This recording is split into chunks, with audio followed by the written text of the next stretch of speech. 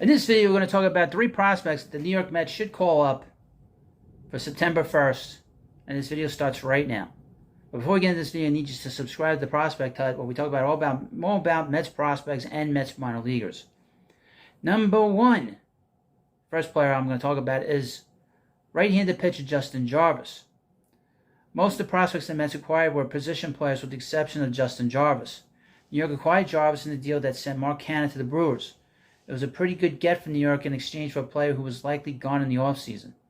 Jarvis joined the Mets system and is now ranked 15th prospect overall. He's the 5th ranked starting pitcher and arguably the closest to MLB ready outside of Mike Vasos. Jarvis impressed for AA Biloxi and Milwaukee's system before being promoted to AAA.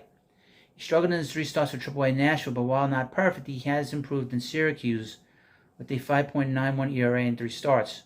The 23-year-old just put his best start in AAA together his last time out, as he allowed 1 run in 4 2/3 innings pitched. He's clearly not as ready as an arm like Mike Vasos, but that shouldn't matter considering Jarvis' status as a Rule 5 eligible player this offseason. Well, the Mets have to either add him to the 40-man roster or risk losing him for nothing this offseason. They might as well get a head start right now and see if he's worth holding onto to the Rule 5 draft. If he starts games in September, they can go horribly, they can let him go. If he pitches well, you've got an arm you can keep. Number 2 on this list.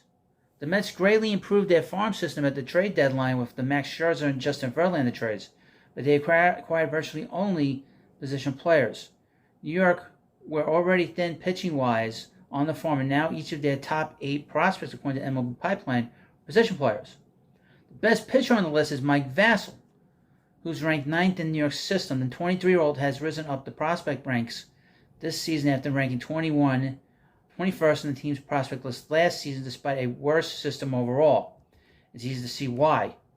Vasos impressed in his 10 starts with AA Binghamton, posting a 3.71 ERA in 51 innings, before earning the promotion to AAA Syracuse.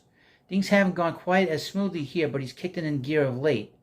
Earlier this month, Vasos carried a no-hitter into the 9th inning in a game against AAA Scranton Wilkes-Barre. He was pulled after allowing a leadoff single in the 9th. He walked 2 batters and struck out 7 in that masterpiece.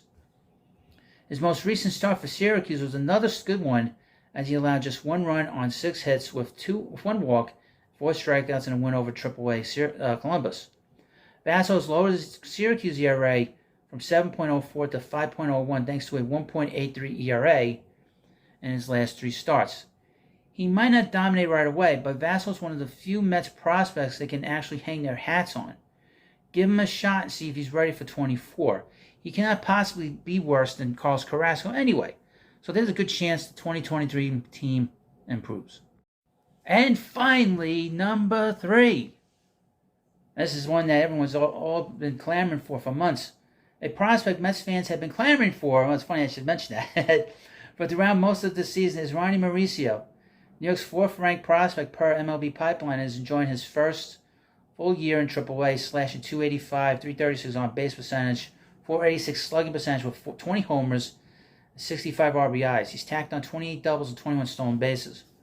The bat appears to be ready on the surface, but his strikeouts, while down this season, are still an issue. He's also only drawn 30 walks, which, despite setting a career high, sets the stage for a player who could be overmatched at the major league level. He does improve his day discipline.